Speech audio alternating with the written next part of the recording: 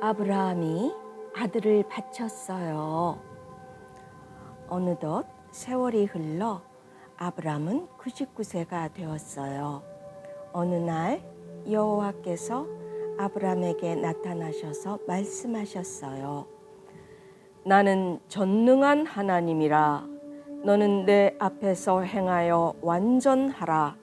내가 너를 크게 번성하게 하여 너로 하여금 여러 민족의 아버지가 되게 하리라. 너의 이름을 이제부터는 아브람이 아니라 아브라함이라고 하여라. 라고 하셨어요.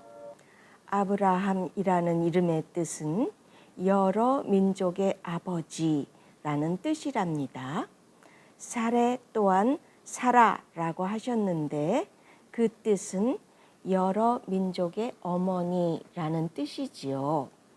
그리고는 그가 내게 아들을 낳으리니 그 이름을 이삭이라고 하여라. 또한 내가 너와 네 후손에게 이 가나안 땅을 영원히 주리라. 라고 말씀하셨답니다. 아브라함과 사라는 하나님께 너무도 감사했지만 아브라함의 나이가 거의 100세에 가깝고 사라의 나이도 90에 가까운데 어떻게 자녀를 낳을 수 있을까 실감이 나지를 않았지요. 그러던 어느 날 아브라함은 장막 문 앞에 앉아 있다가 사람 셋이 맞은편에 서 있는 것을 보았어요. 사실 이분들은 여호와 하나님께서 친히 사람의 모습을 하시고 천사들과 함께 아브라함에게 찾아오신 것이랍니다. 아브라함은 급히 맛있는 음식을 만들어 대접하였어요. 하나님께서는 내년 이맘때면 사라에게 아들이 있으리라. 아브라함은 강대한 나라가 되고 천하 만민이 그로 말미암아 복을 받게 될 것이다. 내가 아브라함으로 하여금 그 자식과 후손들에게 명하여 여호와의 말씀을 지키고 올바르게 살게 하려고 먼저 그를 택한 것이니라. 라고 아주 중요한 말씀을 하셨답니다. 친구들, 하나님께서 많은 사람들 중에서 아브라함을 택하신 이유가 뭐라고 하셨지요? 네, 아브라함으로 말미암아 그 후손들에게 여호와 하나님의 말씀을 지켜서 올바르게 살게 하시고 또 그럼으로써 천하 만민이 복을 받게 하시려는 것이었어요. 창세기 18장 18절로 19절. 아멘. 자, 그 다음 해가 되자 90세 할머니가 된 사라는 정말로 아들을 낳았답니다. 할렐루야. 그때 아브라함은 100세였답니다. 그리고 하나님 말씀대로 그 이름을 이삭이라고 지었어요. 정말 놀랍지요? 친구들, 하나님께서는 우리 사람들의 생각과 달리 정말 못할 것이 없는 분이시랍니다.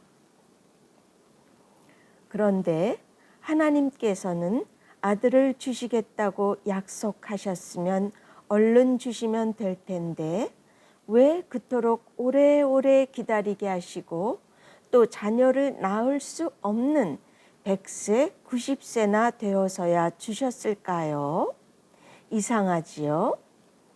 네, 그것은 하나님은 불가능한 것이 없으신 분이며 또 하나님은 무슨 일이 있어도 꼭 약속을 지켜주시는 분이시라는 것을 가르쳐 주시려는 것이지요.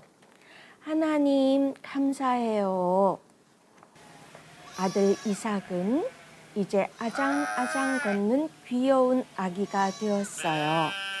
그런데 우리 지난 시간에 아브라함이 여종 하갈을 통해서 아들 이스마엘을 낳은 것 기억하지요?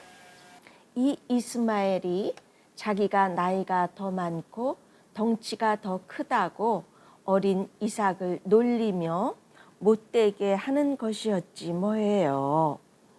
그래서 사라는 아브라함에게 하갈과 그 아들 이스마엘을 내쫓으라고 말했어요. 아브라함은 매우 근심이 되어 하나님께 기도했어요. 하나님께서 말씀하셨어요. 사라가 내게 이른 말대로 하여라. 이삭에게서 나는 자라야 진짜 너의 후손이란다. 그러나 여종의 아들도 너의 후손이니 내가 그로 한 민족을 이루게 해줄 것이란다. 라고 말씀하셨어요. 아브라함은 하갈과 이스마엘을 내어보내며 물과 먹을 것을 싸주고 그들을 위하여 기도했어요. 하갈은 이스마엘을 데리고 어디로 가는 게 좋을지 몰라 광야에서 방황했어요. 그러자 얼마 지나 물과 먹을 것이 다 없어지고 말았답니다. 하갈은 슬프고 두려워서 엉엉 울었어요. 그러자 하나님께서 나타나 말씀하셨어요. 아이를 내 손으로 붙들라. 내가 그로 큰 민족을 이루게 하리라. 하시고는 하갈로 하여금 샘물을 찾아 마시게 해주셨지요.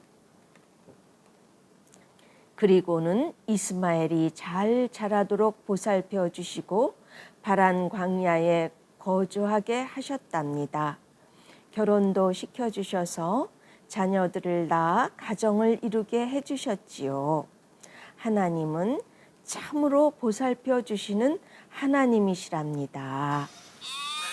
그런데 몇 해가 지난 어느 날 아브라함에게 하나님께서 엄청난 말씀을 하시는 것이었어요.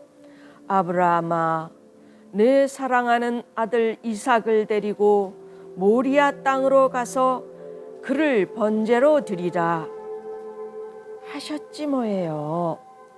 오늘날 우리들은 교회에 가서 예배를 드리잖아요. 그 옛날에는 소나 양을 잡아서 하나님께 제사를 드렸답니다.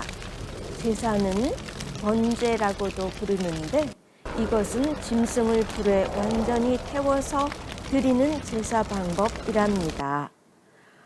그런데 짐승 대신에 사람인 이삭을 태워 드리라니 아브라함은 너무나 깜짝 놀랐어요. 그러나 아브라함은 100세가 훨씬 넘도록 하나님을 믿고 따라오다 보니 큰 믿음이 생겼답니다. 하나님은 언제나 우리에게 유익된 길로 인도하시는 분이시고 아무리 잘못된 것 같은 말씀을 하셔도 결국에는 우리에게 유익이 되게 하시는 좋으신 분이시라는 것을 수많은 경험을 통해 알았답니다. 그래서 아브라함은 그런 하나님을 꼭 믿고 아들 이삭을 데리고 모리아 산으로 갔어요. 이삭이 물었어요. 아버지, 제사 드릴 불과 나무는 있지만 태워서 드릴 양은 어디 있어요?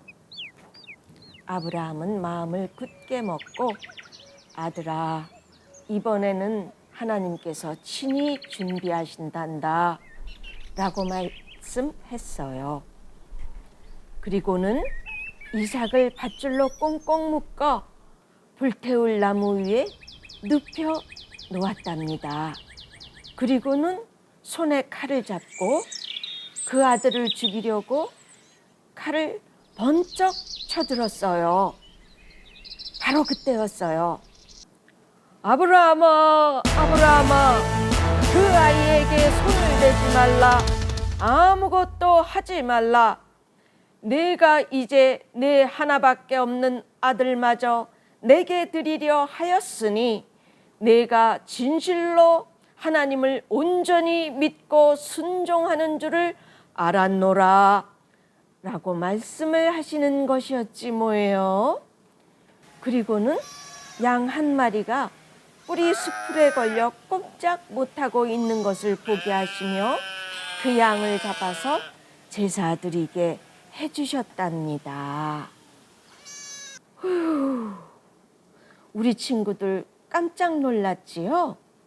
하나님께서는 정말로 이삭을 제물로 받으시려는 것이 아니었어요. 100세가 넘도록 하나님을 믿고 따라온 아브라함으로 하여금 모든 믿는 자들의 조상이며 복의 근원이 되는데 조금도 부족함이 없도록 아브라함을 시험하신 것이랍니다. 아하, 그랬군요. 아브라함은 이 사건을 통해서 하나님께서 말씀하신 것이라면 아무리 이해가 안 가고 기가 막힌 말씀을 하셔도 무조건 하나님을 믿는 사람, 순종하는 사람, 믿음의 조상이 되었답니다.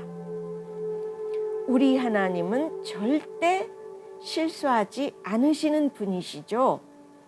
언제나 우리를 유익한 길로 인도하시는 좋으신 아버지시랍니다.